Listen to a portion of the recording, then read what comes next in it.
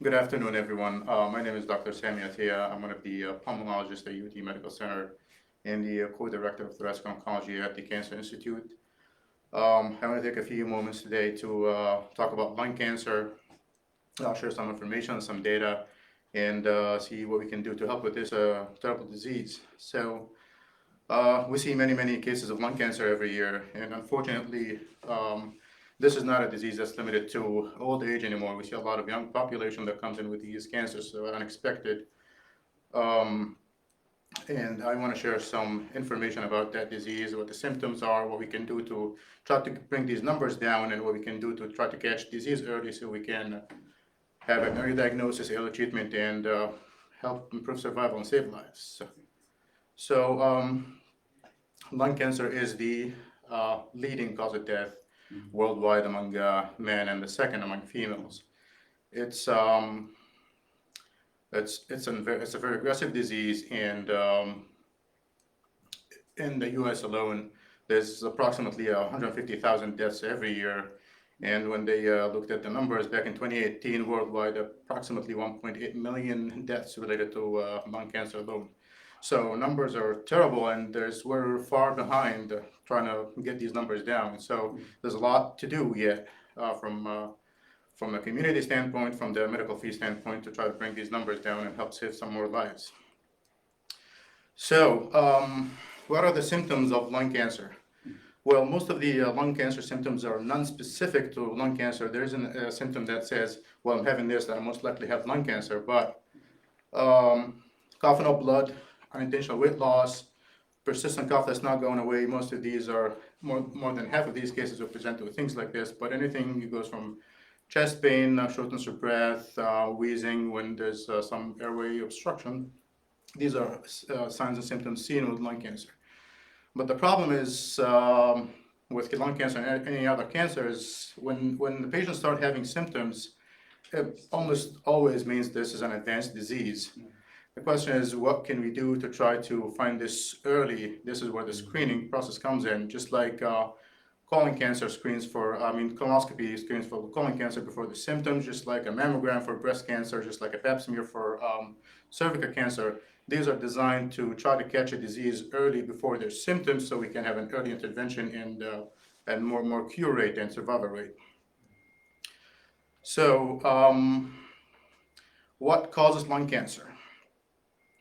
Well, there's a lot of reasons why lung cancer happens. There's genetic predisposition. There's some occupational exposure, there's asbestos, radiation, radon gas, which is a little more prominent here in the Tennessee area.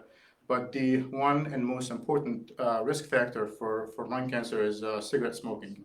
That accounts for more than 90% of all lung cancer loans. So, huge risk factor, and that's kind of in itself makes it a preventable disease in a way.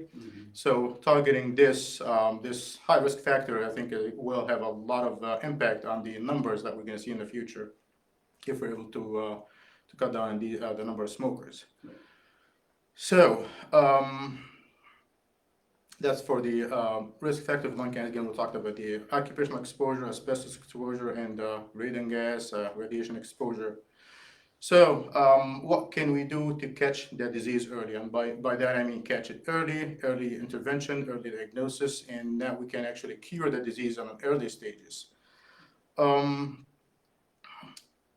Many years ago, we used to look for lung cancer when we have a suspicion. We'd have a clinical suspicion. Somebody comes in with, I'm coughing up blood, I've been smoking for 50 years, now I'm losing weight, things like that. And we do a chest x-ray, something looks abnormal, and then we will find the cancer.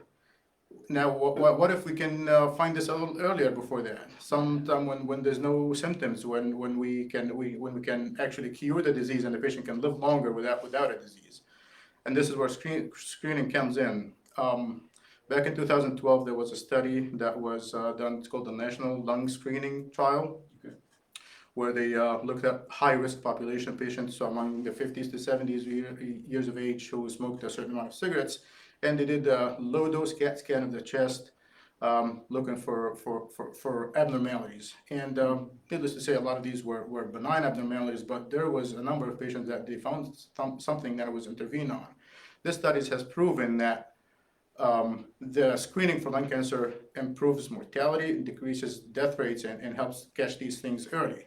So we highly encourage you to if you're anywhere between 50 to 80 years of age and you've smoked 20 pack a year of cigarettes, and the way to calculate that is how many packs average how many packs a day. You multiply that by how many years you've smoked, that will give you the number. Anything more than 20 in the last 15 years or so, if you're still smoking, we highly encourage you to get that study. The link will be provided to you in the or that video. Just go in, take a look. There's a lot of information that you can see about the CT scan and who benefits from that, and there's a link too that you can register for or make an appointment for that study. Talk to your PCP, or you can reach to us. We're more than happy to help. The last thing I want to talk about is smoking cessation. Again, if I tell you that more than 90% or approximately 90% of all lung cancer is related to smoking, then the one intervention that you can do to try to decrease your risk of lung cancer would be quit smoking. The studies have shown that people who quit smoking in the last 15 years, from more than 15 years, will decrease their chances of having lung cancer by 80 to 90% compared to other people who still smoke. So if I tell you there's one thing that will decrease your risk of lung cancer, and that one thing is quitting smoking, I would jump on it. Smoking cessation is not easy, but a lot of people have done it, and most people don't succeed from the first time. It takes 1, 2, 3 times. There's a lot of ways, there's a lot of routes, there's a lot of intervention that could be done. There's smoking, there's nicotine patches, gum lozenges, there's medications, there's group therapy, there's acupuncture. UT provides a smoking cessation program that we're more than happy to help you if you reach out to us. We would love people to reach out. We can help them through quitting smoking. They've worked with people who quit. They've had people who quit among themselves, and they can help in a lot of ways. So the most important thing is understanding how much of a risk this is, and have the intention to quit.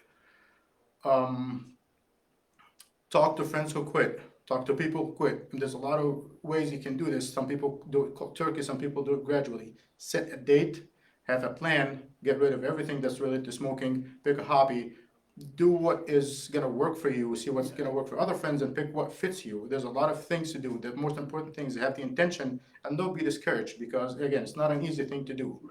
And people have suffered through it, but they have done it. And you can start to see a change. I'm not saying just lung cancer. On a side note, there's about 500,000 deaths annually related to smoking alone. I'm not even talking about cancer. There's heart disease, there's strokes, there's all sorts of things. So you will do yourself and your family a favor. Set your goal. You want to live healthier, you want to save money, you don't want to smell like cigarettes. There's a lot of things that can make you say, no, I don't want to smoke anymore. So again, we're here to help. We're here to provide guidance for our community and to provide the best medical care we can. Reach out to us. We're more than happy to help. And with that, I'm going to conclude. And thank you very much for listening. You have a good day now.